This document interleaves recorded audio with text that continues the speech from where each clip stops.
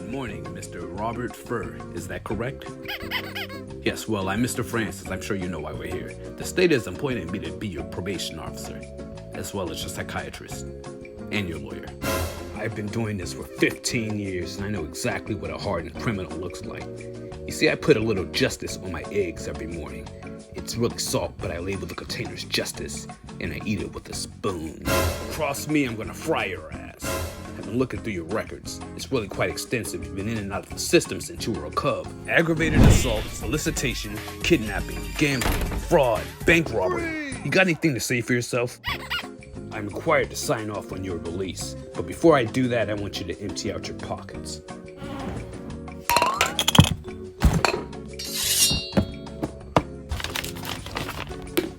Mr. Fluffy? Well, looks like everything is in order here. For a minute there, I thought you were going to pull out a shuffle. Whoa, pure kitty. Betty, get the police in line. Hey, what's up y'all, and we are back with another action figure review. Today we are looking at the Come4arts Pet Hospital Pike, and I want to jump right into it. So these figures actually came out a while ago. I want to say like maybe 2021, and I actually just got my hands on this guy. And typically I wouldn't go and buy a stuffed animal or anything like that, because if you look at it, it's just essentially a stuffed animal, right? I don't really collect plushies or anything, but there was something particular about this guy that I really liked that kind of made me want to get it. And that's the fact that this guy's articulated. You can move him around and stuff like that. And I think that's really, really cool. And like the kicker for this guy is that there's actually a skeleton.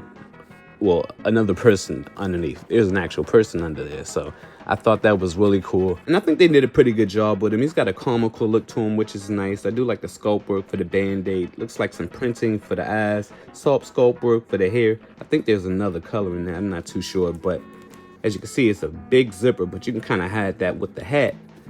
Put that back on.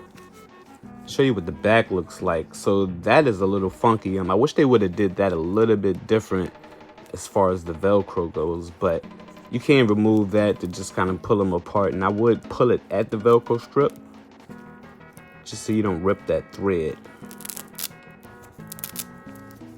And I kind of like that it does have a little Velcro strip, because you can kind of move the head around and it doesn't get all floppy and stuff. So that's pretty good. Of course, you can get this guy to stand, so that's a really high selling point for me too. Pike is the volunteer of the series, and it's about 6 or 8 that come in a blind box. If you're not familiar with Come4arts, they send you these figures in a can that's like this, so you don't actually get to choose which figure you get. So, I mean, that's a good and a bad thing if you like surprises. If you don't, that might suck if you get doubles.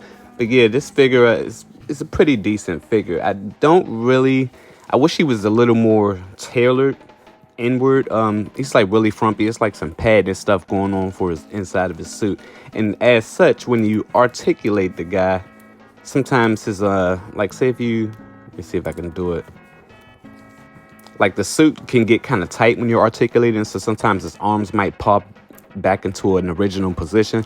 So that's a little odd, and it kind of gets a little funky when you're trying to articulate the feet. I'm not going to take this guy out of the suit because it's kind of a process, but I do have a little video popping up that's going to show you just what the articulation is like just outside of the suit. Getting into the articulation with the suit on, he's got a good little movement going up. You can kind of finesse that a little bit, just kind of half tease it onto the head. So he can look up a decent amount. You could probably finesse that a little bit more. Of course, you got a full swivel. You got the side to side. As far as looking down, you look down a pretty good amount. Arms can go up a pretty good amount. It does get caught up with the stitching that's right there.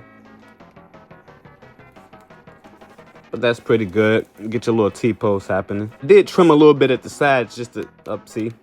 See, that's what I was talking about, like when you articulate it within the suit, the arms kind of go back to the original position. But yeah, I did trim a little bit on the sides, but it doesn't make too much of a real difference. Oops. But yeah, he goes side to side a decent amount. Not too bad. I mean, it could be a little bit better, but yeah, that's not too bad.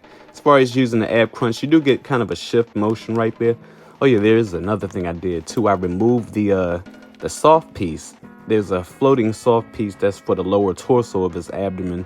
Lower torso of his abdomen. But yeah, see, I removed that just to kind of etch out a little bit more range. And I think that achieved that just a little bit. It's got a decent little ab crunch. And if you're going to keep him in the suit, you might as well remove that piece and just kind of put it back in the packaging. So that's pretty good. It does get a little bit funky when you're trying to articulate the legs from within the suit, but he can get his legs going up a really good amount. That's actually really good. As far as the splits, though, it can only go out about that much, which is as much as the suit's really going to allow it to go. The arms can go up pretty decent amount, too. So that's pretty good. You can see the legs starting to ride up. Let's try to do both of those. So yeah, that's okay. Put his hands on his head. He has that universal hinge, so you can kind of move that all around and stuff. So that's pretty cool. He has double joints for the elbows. I appreciate that.